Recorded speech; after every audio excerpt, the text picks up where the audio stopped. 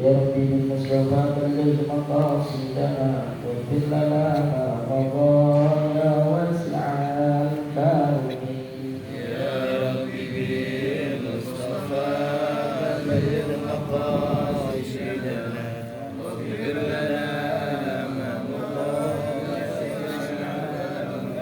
يا ربي هيئ لنا من أمرنا رشدا واجعل معونتك حسنى لنا مددا يا ربي بالمصطفى بلغ مقاصدنا واغفر لنا ما مضى يا واسع الكرم وللرجاء ثواب أنت تعلمه واجعل ثوابي داما ما ستري أبدا يا ربي بالمصطفى بلغ بلغ مقاصدنا واغفر لنا ما مضى يا واسع الكرم اللهم صل وسلم وبارك عليه وعلى آله.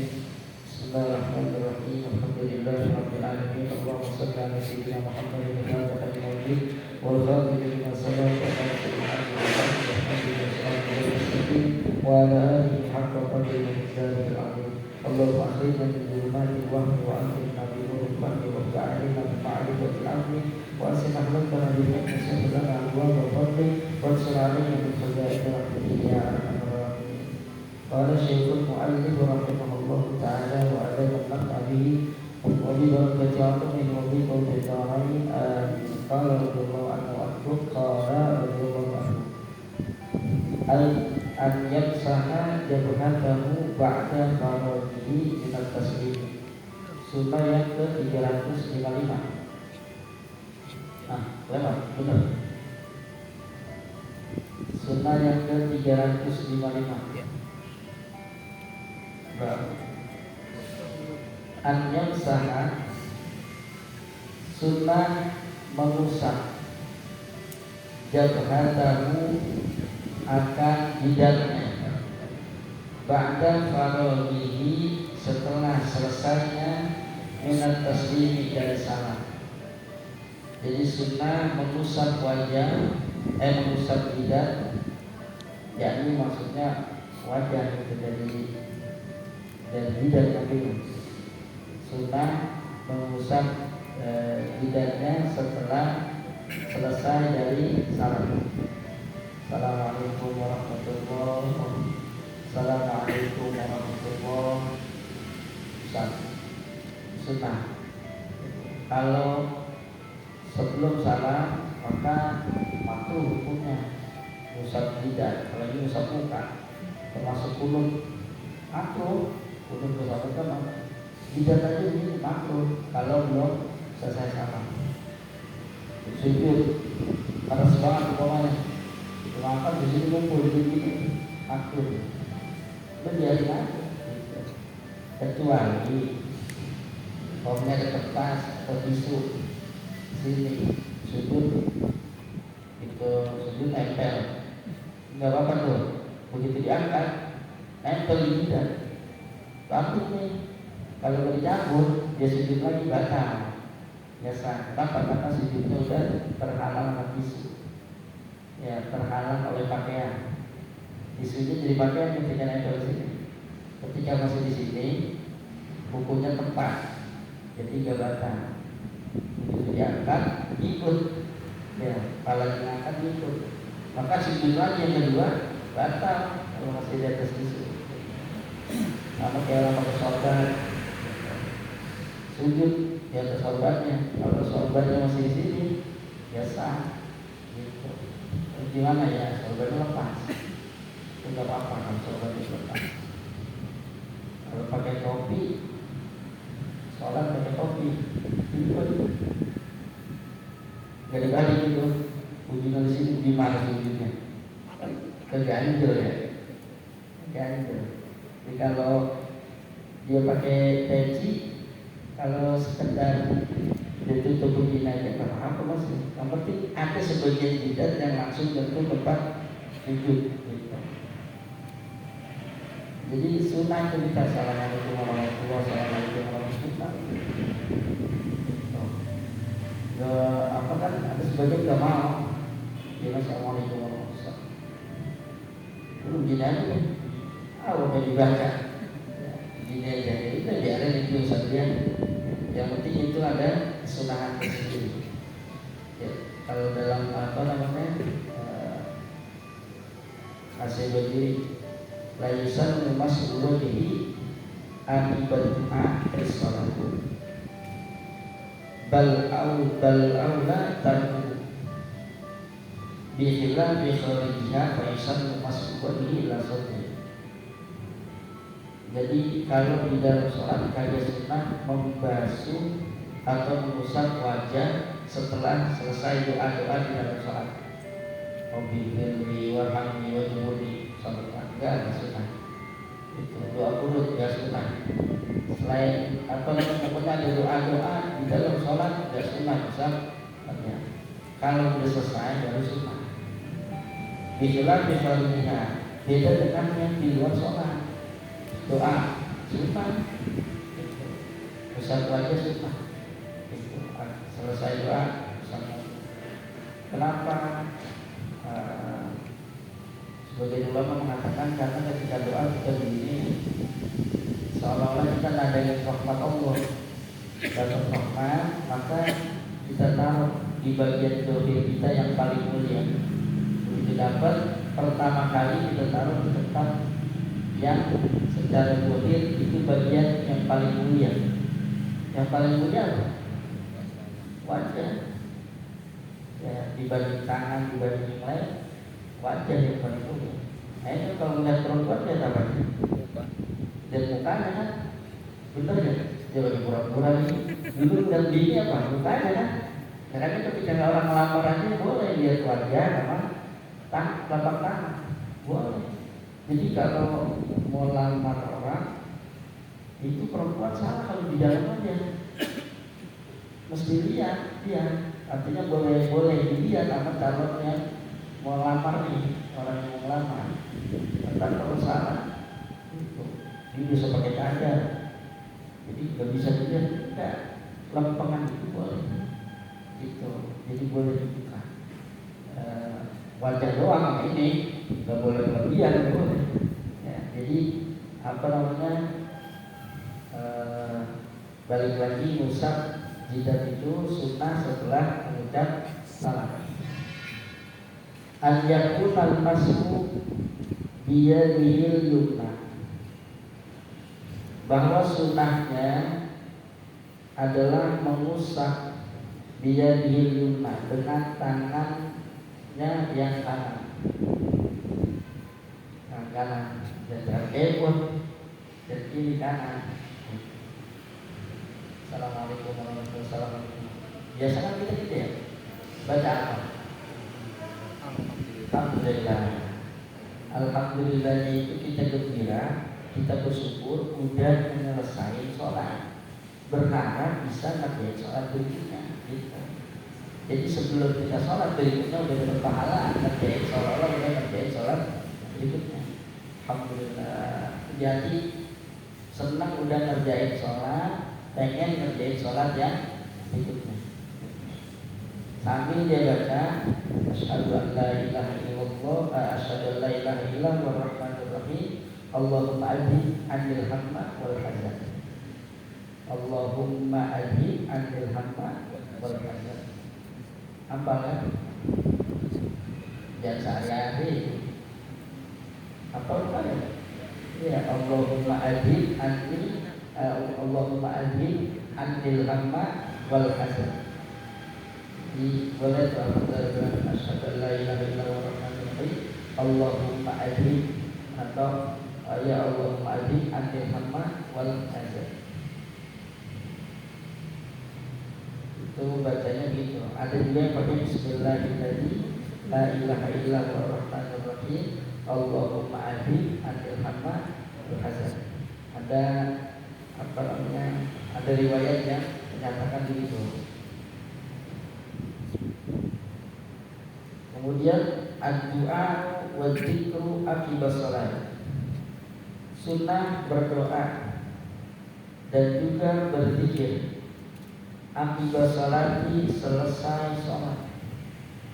Kelar sholat sunnah doa, sunnah zikir, zikir baca-bacaan itu.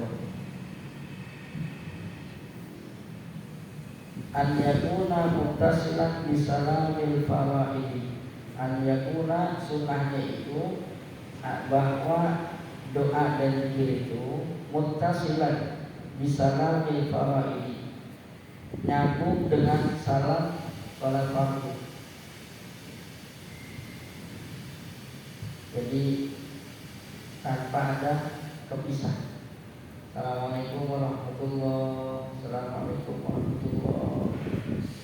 Langsung astagfirullahaladzim dibaca gitu. Jadi langsung gitu ya. Dan assalamualaikum warahmatullahi wabarakatuh. Assalamualaikum warahmatullahi wabarakatuh. Dikir makanya ya. Tanya dulu dikir makanya. Dikir gitu. Astagfirullah. Nggak ada sunnah. Jadi sunnahnya kelar salam langsung dikir, istighfar dan lain sebagainya. An yakuna du'a'u bid-da'watil ma'thurati anhu,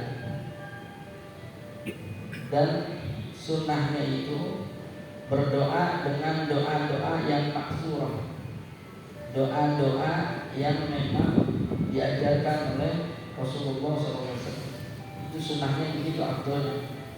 Doa yang lain kan apa ya, cuma lebih bagus itu ad-du'aul maksur a'rafutu bersama. Jadi yang namanya doa yang dari Nabi itu lebih kenal jalan-jalan langit, jadi lebih gampang dijabah. Udah tahu dia jalan lagi kemana.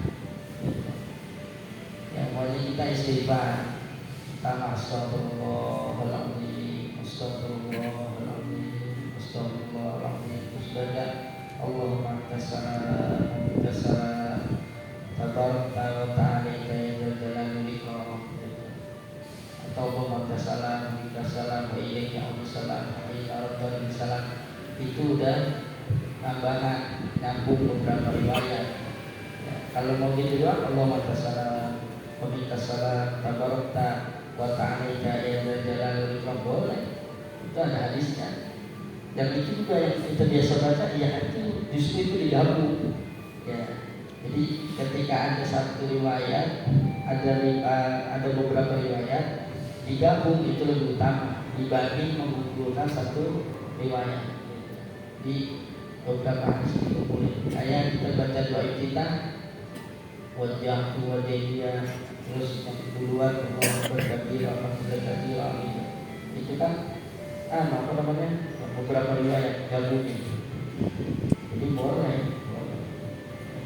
Ya ada yang bilang oh gak boleh itu, Nabi gak pernah baca sekaligus. Itu Nabi dalam satu riwayat baca ini, satu riwayat baca ini, satu riwayat baca ini. Berarti dia baca usul itu. Jadi boleh digabung, justru lebih bagus buat ulama. Jadi baca istighfar kepada Allah atas sana, terus dia baca apa subhanallah 33, alhamdulillah 33, Allah Akbar 33. Orang yang baca itu man sabbahallahu dubur kulli salatin, orang yang dia bertasbih setelah sholat salatan wa salatin 33. Kemudian dia juga baca alhamdulillah sama 33. Dia baca Allah Akbar 33. Kemudian dia sempurnakan tuh ya jadi 100 dengan la ilaha illallah wahdahu la syarika lah lahul mulku wa lahul hamdu yuhyi wa yumiitu wa ala kulli syai'in qadir.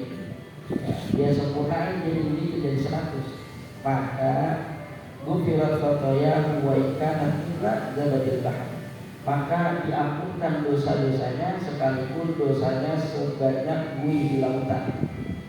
Biar kata dosanya banyak Allah punya, itu urusan Allah kan. Orang baca la ilaha illallah dipanjangin. Maqala la ilaha illallah wa madda biha sautah, dan dia panjangin itu suaranya. La ilaha illallah dipanjangin. Ta'ziman lah, karena dia mengagungkan kalimat la ilaha illallah. Maka ghafarallahu lahu arba'ata alafi dzambin, Allah ampunkan 4.000 dosa. Tentang 4.000. Kita berapa dosa kita?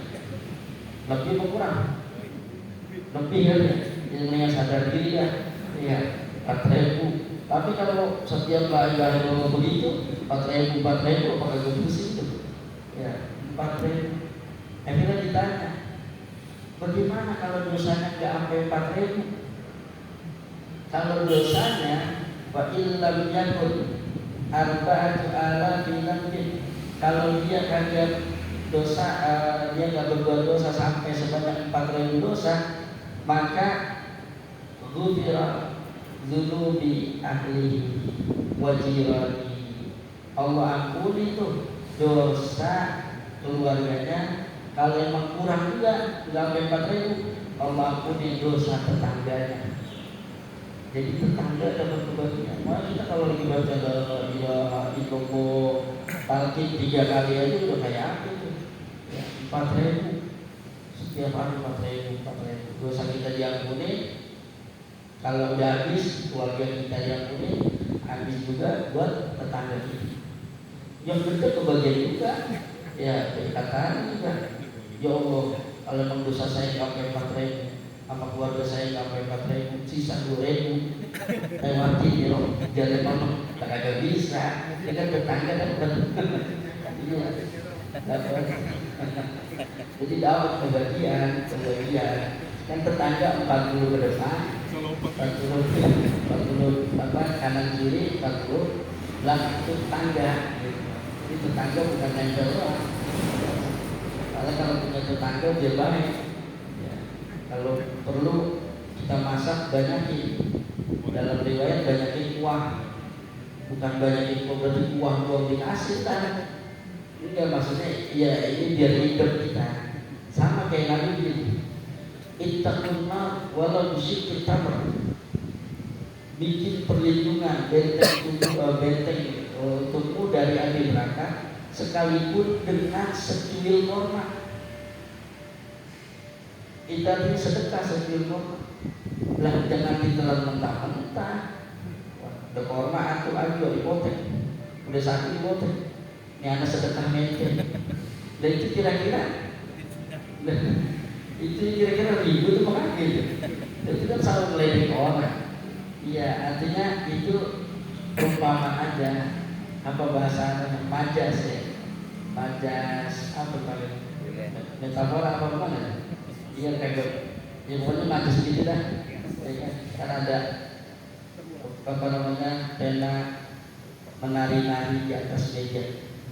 Masuk bukan nari-nari. Itu kan bahasa Arab gitu.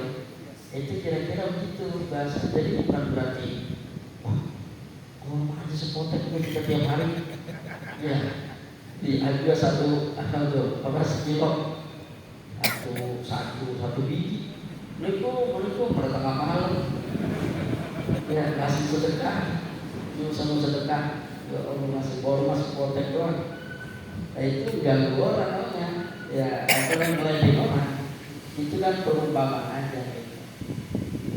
Jadi luar biasa pikir. Manfaatnya luar biasa kebahagiaan semua.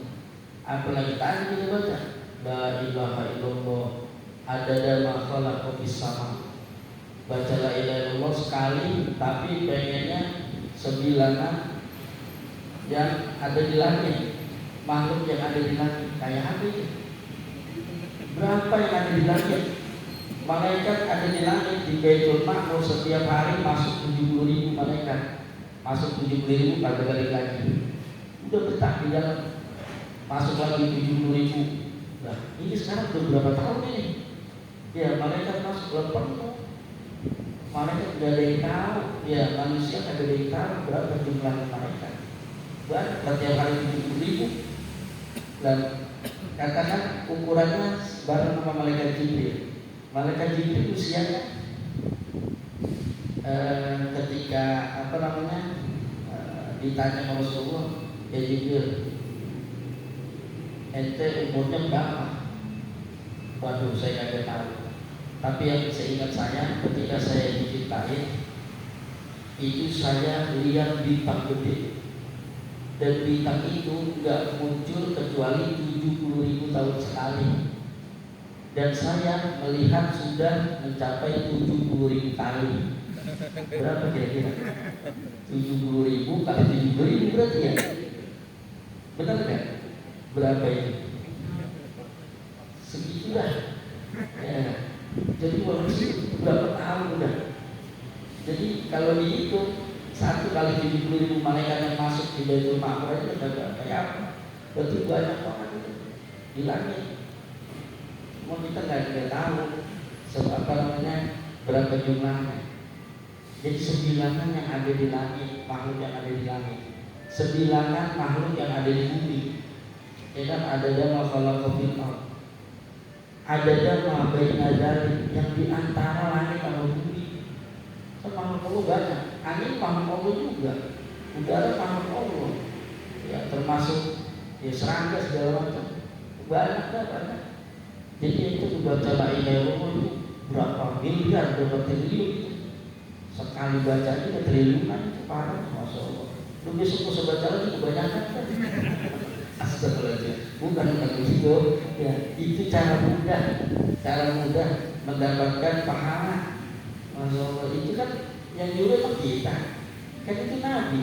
Ketika ada sahabat ngumpulin batu, nah itu dijadikan dari surah tasbih. Kayak pakai tasbih gitu, pakai tasbih. Jadi bukan tasbih kagak boleh, itu dasarnya itu. Cuma nanti udah ente bacanya ini aja, udah banyak udah gitu. Jadi yang subhanallah ada kalau bisa dan seterusnya. Itu hasil itu baca gitu. Ada yang bilangan tertentu, ini 100, ini bacanya sekian, ini bacanya sekian, ya udah baca. Kan kita disuruh pikir sebanyak-banyak semampu kita ya. Jadi walhasil kita baca la ilaha illallah ya banyak. Maka mudah-mudahan dengan sebab itu Allah ampuni dosa kita dan keluarga kita serta tetangga-tetangga kita. Jadi jangan tetangga jangan biarin aja dia kebahagiaan. Ya mungkin kita nggak bisa berbuat baik secara zahir, mungkin lewat batinnya. Jadi setiap malam kita baca la ilaha illallah dia kebahagiaan. Baca zikir ya. Terus juga sunnah sebelum itu kan baca ayat kursi sunnah, zikiran ayat kursi apa? Ayat kursi bahkan man qara'a ayat kursi durukul salatin. Durukul salatin maktubatin. Orang yang membaca surah membaca ayat kursi setiap selesai sholat fardu, habis sholat fardu dibaca ayat kursi dibaca, maka lam yamnahu min dukhulil jannah illa an-yaqudha. Maka tidak ada itu penghalang buat dia masuk ke surga kecuali mati. Karena belum mati aja, makanya belum surga gitu. Jadi orang yang kelar setiap sholat pagi selesai baca ayat kursi itu ibaratnya udah jamin buat masuk surga. Cuma belum waktunya aja karena belum mati gitu. Makanya kalau mau masuk surga mati dulu dah. Mau kan? Jadi baca baca ayat kursi dan lain sebagainya. Tetapi lagi-lagi ini kesunahan kalau memang sholat sendiri baca full. Atau yang udah jadi kebiasaan di kampung situ, baca maghrib nih sampai baca Qulillahumma malikal mulki tu'timul kaman tasha wa tanzi'ul kaman tasha wa tu'izzu man tasha. Ada yang satu baca situ Ulijul laila bin nahar wa tulijul nahar dan seterusnya. Wuhu dibaca, Al-Alaq dibaca, Anas dibaca, ayat kursi dibaca. Pokoknya kelas pikir lapar aja tuh, ya, saking lamanya. Tapi udah biasa di kampung itu, ya, santai aja, gitu baca. Sebab begini, kalau imam udah kelar dia baca zikir, kita pulang makruh, udah ada hajat tidak pulang makruh, gitu. Jadi tungguin dia. Nah makanya kudu ngerti imam, karena kondisinya nih orang kayak pada capek itu singkat aja sedikit. Yang penting ada dapat kesunahan sekalipun sedikit gitu. Jadi biar si makmum nggak kena kemakruhan. Jangan kan gitu kan udah jelas ya. Duduk masih tahiyat akhir posisinya imam, makmum bersila, makmum tungguin imam berubah baru dia berubah. Gitu. Itu sampai begitu. Makanya kayak al-musabbihan kan sunnah itu baca 777 ketika di sholat Jumat, sunnah dibaca. Cuma kalau jadi imam kita lihat kondisinya atau tanya pengurusnya. Kalau kita baca musabbihan, saya baca musabbihan, oh nggak apa-apa, di sini begitu nggak apa-apa. Oh yaudah, enak kita. Tapi kalau enggak, waduh, bisa terbukti ya udah nggak kita baca. Ketimbang jadi makruh yang lain, kasihan. Kita baca, akhirnya kita baca setelah sholat ba'diyah Jumat. Kita baca. Kenapa? Karena di situ nggak biasa. Jadi kalau di situ biasa, enak deh baca musabbihan. Dan ini penting itu musabbihan ya, buat kita dapat perhitungan dari Jumat sekarang sampai Jumat berikutnya. Rezeki juga insya Allah lancar, duit nggak putus-putus. Kalau putus kagak laku. Pokoknya enak gitu. Ya baca musabbihan. Sampai sini dulu nih, ada mau ditanya nggak? Dia nanya apa tuh bingung kan?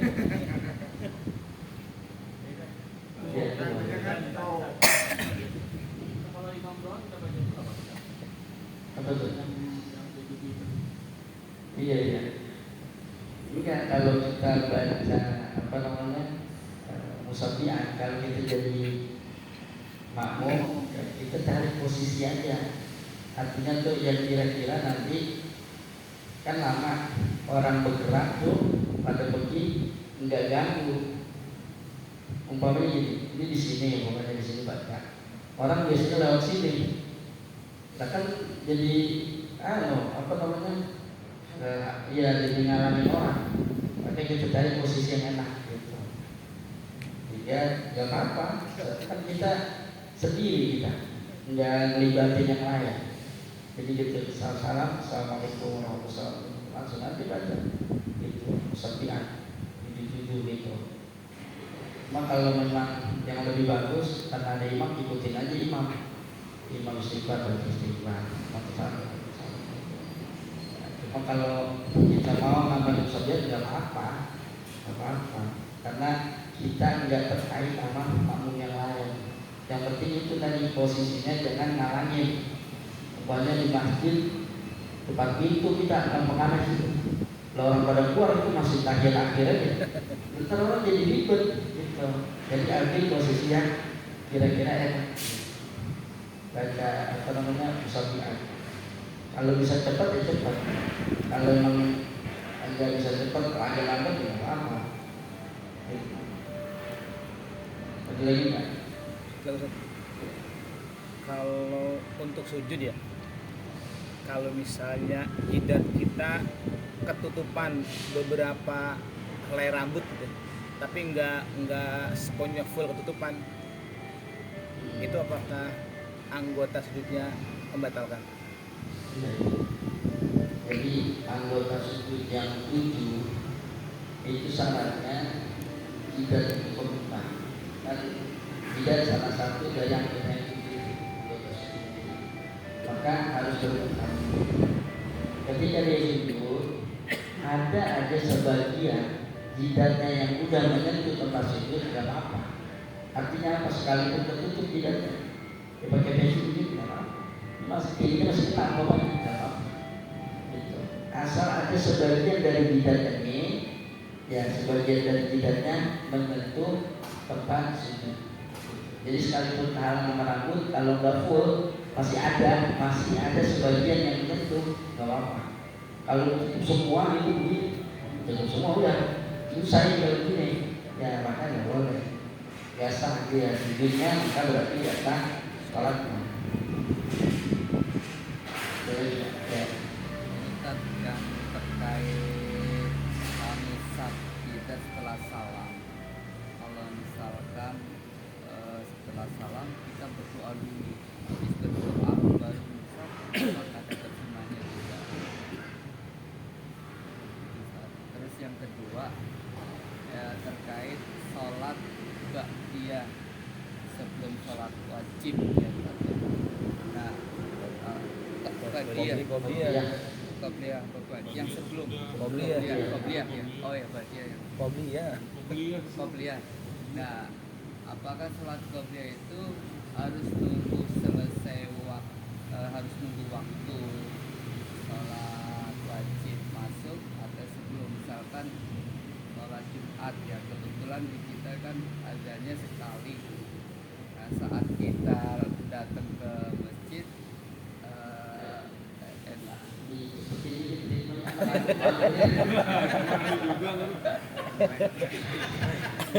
salat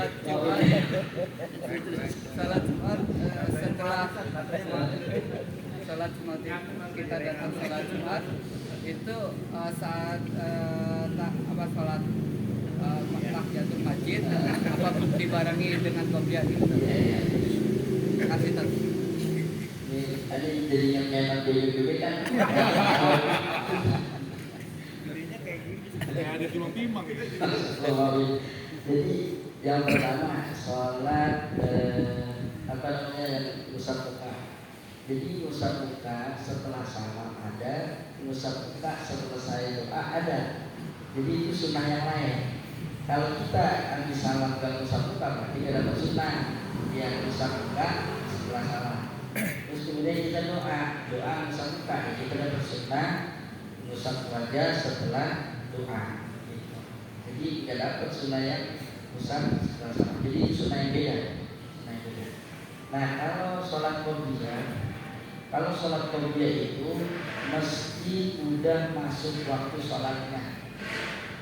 Mesti sholat sunnah qobliyah. Jadi masuk waktu sholat qobliyah adalah masuknya waktu sholat fardu. Itu. Kalau sholat sunnah ba'diyah masuk waktunya adalah ketika selesai sholat fardu dilaksanakan. Sholat ba'diyah masuknya ketika sholat fardu sudah dilaksanakan. Jadi seandainya orang sholat sunnah qobliyah sebelum azan maka nggak sah qobliyahnya. Kalau umpamanya dia sholat isya, katakan baru jam 7 kan jam 7 lewat nih, jam 7:10 katakan, jam 7 dia udah sholat sunnah qobliyah, maka nggak sah sholat qobliyahnya. Tapi kalau dia niat sholat sunnah aja sah sebagai nafal mutlak, sholat sunnah mutlak. Gitu. Tapi kalau umpamanya dia niat qobliyah ya jadi nggak sah qobliyahnya. Kenapa? Udah masuk waktu. Nah tapi kalau seandainya dia sholat isya karena terburu-buru pulang kerja, tahu-tahu di masjid tidak ada isya, dia siap-siap dia ke masjid, tidak sempat sholat qobliyah, keburu imam udah komat, imam udah berdiri, maka suka gak boleh kita sholat sunnah. Terus gimana? Udah kita sholat ikut jamaah, selesai kelar jamaah maka kita boleh mengerjain qobliyah isya. Paham gitu? Jadi qobliyah isya yang penting udah masuk waktu, sekalipun adanya setelah sholat isya. Kalau memang kondisinya begitu tuh, bukan sengaja gitu, ya jadi gak apa-apa. Sahabat juga gitu. Kita baru habis cuci tangan, kita boleh bersih bilang komat. Ya udah, kita sholat zuhur aja. Ntar habis sholat zuhur kita kerjain qobliyah. Jadi buat orang yang udah biasa qobliyah bagian nggak apa-apa gitu. Jadi qobliyah boleh dilakukan setelah selesai sholat fardunya. Kalau keadaannya tadi seperti tadi, buat orang-orang yang emang biasa kerjain qobliyah dan ba'diyah. Dan terus bagaimana sholat Jumat? Ajarnya sama sekali. Maka kalau yang ajarnya cuma sekali, kita udah duduk nih, katakan setengah 12 lewat 15 udah duduk, udah di sini, udah di masjid. Kemudian ya sebelumnya kita sholat tahiyatul masjid dan sebagainya. Intinya udah duduk dah di masjid. Terus azan ya khutbah. Maka ketika ada khatib lagi berkhutbah, itu nggak boleh kita sholat sunnah, haram hukumnya kita sholat sunnah, kecuali baru nyampe, kita baru datang, imam lagi khutbah, baru nyampe, sunnah kita sholat gitu. Jadi buat yang kalau azan sekali kita udah datang dari awal, kita udah sholat, dengerin khutbah, sholat. Jangankan sholat itu, sholat qobliyah Jumat, sholat qadha aja nggak diperkenankan tuh. Qadha kan wajib, nggak diperkenankan. Yang utama kan dengerin khutbah. Apalagi main tasbih, apalagi main handphone. Iya, khotib teman gua ini. Kalau dukung pada gimana? Kagak boleh. Terus khotib ketika khotib menegur orang yang terjadi sesuatu yang tidak diperkenankan, boleh. Jemaah yang sudah Allah Subhanahu wa taala kesempatan mengubah, maka mari kita bertakwa kepada Allah Subhanahu wa taala. Dengan HP aja tuh boleh. Tapi pengurus kan kagak tahu. Bagi khotib sekali aku jadi apa? Padahal boleh. Ya dengerin khutbah, rukunnya itu benar. Dibilang tidak apa-apa. Ya. Wah bisa pakai. Jangankan itu, Nabi ketika lagi berkhutbah datang sahabat ke masjid duduk. Ente tadi udah sholat belum di rumah? Ente udah sholat belum di rumah? Belum, bang, sholat di rumah. Nah itu yang jadi dari pembimbing Jumat. Sebab nggak mungkin tahiyatul masjid di rumah. Ya kan Nabi nanya begitu, ente udah sholat belum tadi di rumah? Belum, sholat dulu. Nabi lanjutin lagi juga. Jadi boleh, boleh. Gitu. Jadi bukan kagak boleh seperti itu. Tapi ya jangan galak-galak banget. Gitu. Apalagi mengawal sendiri ya. Ya, aku tahu kartu, kayak ngomelin gua.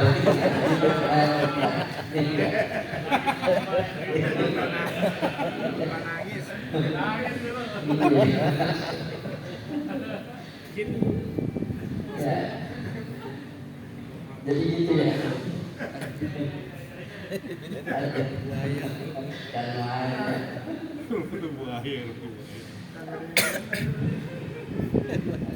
ada lagi ya? Ya.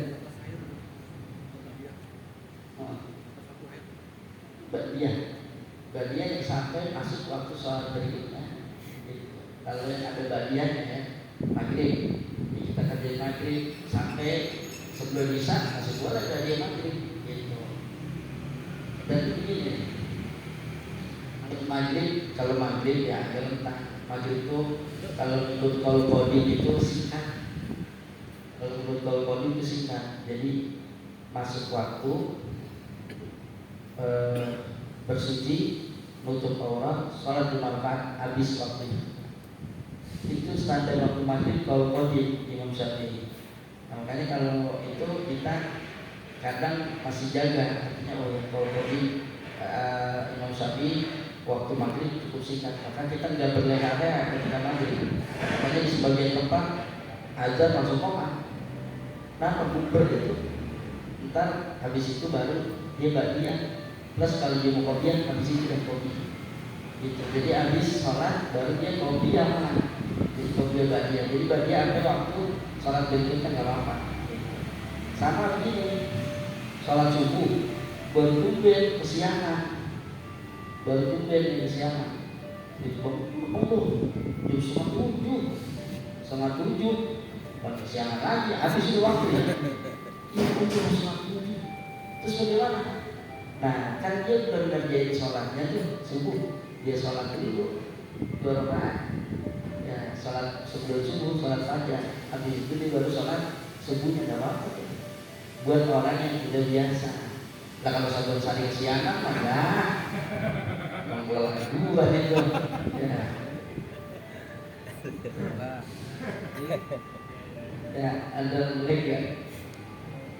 Kalau qobliyah subuh, kalau telat itu boleh sesudah subuh. Qobliyahnya. Ya, qobliyah subuh itu kan. Jadi sholat yang tidak ada ba'diyahnya tidak disebut dengan qobliyah. Sholat sunnah asar nggak ada qobliyah asar. Kenapa? Karena nggak ada ba'diyahnya. Ini sebagian ulama dan ini banyak dipakai gitu. Jadi karena asar tidak ada ba'diyah maka nggak disebut qobliyah asar. Sholat sunnah asar aja. Sholat sunnah subuh atau sholat fajar. Jadi nggak ada ba'diyahnya. Nah, karena kita udah biasa sholat fajar tuh sebelum subuh kita biasa 2 rakaat, terus baru sholat subuh berjamaah. Nah tiba-tiba mungkin begitu bangun pun mules, akhirnya kita lama di kamar mandi, keluar kita ke masjid ternyata udah qomat. Maka habis sholat subuh boleh kita sholat fajar tuh, tetapi jangan di masjid, pulang di rumah. Kalau di masjid tak ramai kan? Iya. Jadi kita pulang ke rumah baru sholatnya di rumah.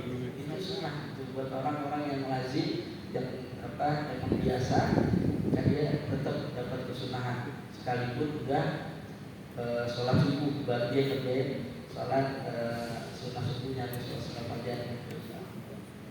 Ya, ada lagi.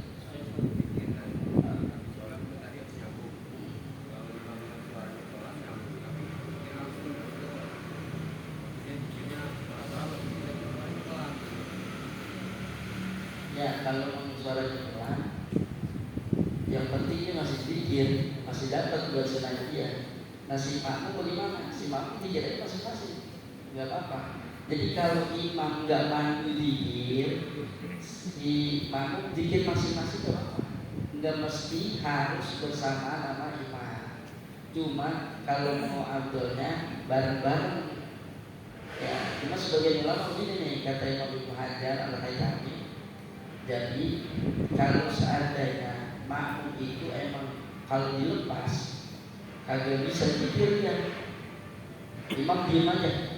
Jadi itu yang baca apa aja ya.